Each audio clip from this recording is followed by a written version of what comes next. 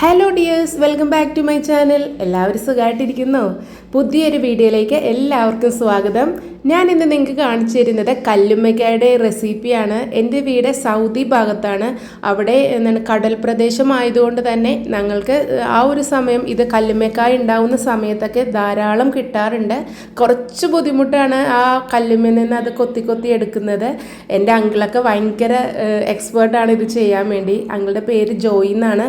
പുള്ളിക്കാരനും എൻ്റെ അപ്പച്ചൻ്റെ രണ്ടനിയന്മാർ ജോയി അങ്കിളും കൂടിയാണ് ഈ കല്ലുമ്മക്കായ ഇത് കല്ലുമ്മേന്ന് പൊട്ടിച്ചെടുത്തത്. കൈയൊക്കെ നല്ല വേദന എടുക്കും കേട്ടോ.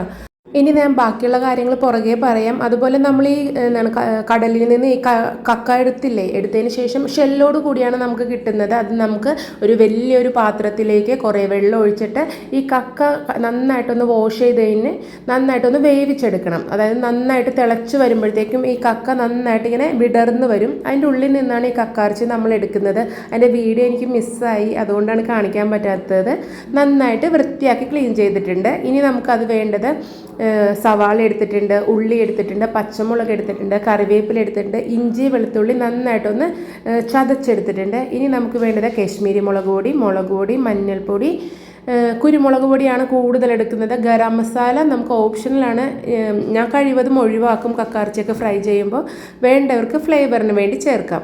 ഇനി നമുക്ക് നന്നായിട്ട് ക്രിസ്പി ആയിട്ട് അങ്ങോട്ട് ഫ്രൈ ചെയ്തെടുക്കാം. നല്ല വെളിച്ചെണ്ണ അങ്ങോട്ട് ഒഴിച്ചു കൊടുത്തിട്ടുണ്ട്. അതിലേക്ക് നമ്മൾ എടുത്തു വെച്ചിരിക്കുന്ന സവാള, പച്ചമുളക്, ചെറിയുള്ളി ഒക്കെ കറിവേപ്പിലയും കൂടിയിട്ട് നല്ല രീതിയിലൊന്ന് സോട്ട് ചെയ്തെടുക്കണം. ഇഞ്ചി വെളുത്തുള്ളിയൊക്കെ നന്നായിട്ട് ചേർക്കണം. കാരണം ഇത് നമ്മൾ ഇടയ്ക്ക് വല്ലപ്പോഴും കഴിക്കുന്ന ഭക്ഷണമായതുകൊണ്ട് തന്നെ ഗ്യാസിൻ്റെ പ്രോബ്ലം ഉണ്ടാകാൻ ചാൻസ് ഉണ്ട് ചിലവർക്ക്.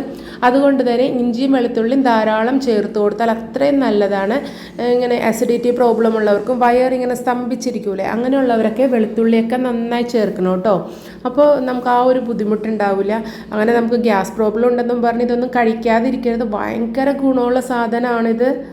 ഈ കല്ലുമ്മക്കായയിലെ ഒരുപാട് പ്രോട്ടീനും ഒമേഗ 3 ഫാറ്റി ആസിഡ്, ഇരുമ്പ്, വൈറ്റമിൻ B2, 12 ഒക്കെ അടങ്ങിയിട്ടുണ്ട്. അതുകൊണ്ട് തന്നെ നമ്മുടെ ഹാർട്ടിനും അതുപോലെ എല്ലിൻ്റെ ഇതിനൊക്കെ വളരെ നല്ലതാണ്.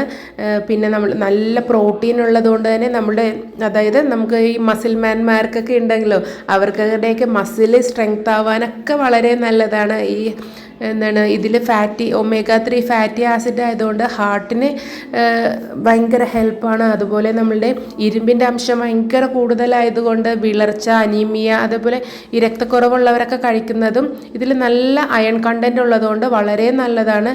നമ്മുടെ ബോണിൻ്റെയൊക്കെ സ്ട്രെങ്ത്തിനൊക്കെ വളരെ നല്ലതാണ്. പിന്നെ ഇത് കഴിക്കുമ്പോഴത്തേക്കും നന്നായിട്ട് കുക്ക് ചെയ്ത് വേണം കഴിക്കാൻ വേണ്ടി. കാരണം നമ്മൾ കടലിൽ നിന്ന് കിട്ടുന്നതായതുകൊണ്ട് ചിലവർക്കിങ്ങനെ ഞാൻ നേരത്തെ പറഞ്ഞ പോലെ വല്ല ഗ്യാസ് പ്രോബ്ലങ്ങളൊക്കെ ഉണ്ടാവും. അതുകൊണ്ട് നല്ല രീതിയിൽ കുക്ക് ചെയ്തിട്ട് വേണം ഈ കല്ലുമ്മക്കായ ഇറച്ചിയൊക്കെ കഴിക്കാൻ വേണ്ടി. അതൊന്ന് ശ്രദ്ധിച്ചാൽ മതി. വളരെ ടേസ്റ്റാണിത്. നമ്മൾ നേരത്തെ സവാള, പച്ചമുളക്, ഇഞ്ചി, വെളുത്തുള്ളിയൊക്കെ നന്നായി സോട്ട് ചെയ്തതിന് ശേഷം നമ്മൾ ആ കഴുകി വൃത്തിയാക്കി വെച്ച കക്ക ഇറച്ചിയും കൂടിയിട്ട് നന്നായിട്ടൊന്ന് സോട്ട് ചെയ്യണം. കുറച്ചധികം സമയം എടുക്കും. സ്ലോ ഫ്ലെയിമിലോ ഹൈ ഫ്ലെയിമിലൊക്കെ വിട്ട് ചെയ്യാൻ നമുക്ക് കുറച്ചധികം സമയം എടുക്കുന്ന പണിയായതുകൊണ്ടാണ് ഞാൻ ഇതിൻ്റെ എന്തൊക്കെ ഗുണമുണ്ടെന്നൊക്കെ ഞാൻ പറഞ്ഞു തന്നത്. നല്ല രീതിയിലൊന്ന് ഇതേപോലെ ഫ്രൈ ചെയ്തെടുത്തിട്ട് ഒരു ഹാഫ് ഫ്രൈ ആയി കഴിയുമ്പോഴത്തേക്കും നമ്മൾ എടുത്ത് വെച്ചിരിക്കുന്ന മുളക് പൊടി, മഞ്ഞൾപ്പൊടി, കുരുമുളക് പൊടി നന്നായിട്ട് കൂടുതൽ ചേർക്കണം. അതാണ് ടേസ്റ്റ്.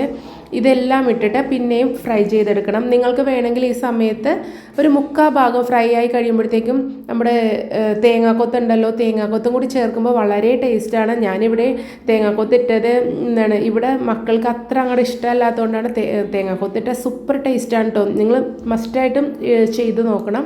അത് നന്നായിട്ട് നല്ല രീതിയിൽ ക്രിസ്പി ആയിട്ട് ഫ്രൈ ചെയ്തെടുത്ത് കഴിയുമ്പോഴത്തേക്കും നമ്മുടെ കല്ലുമ്മക്കായ ഫ്രൈ ഇവിടെ തയ്യാറായിട്ടുണ്ട്.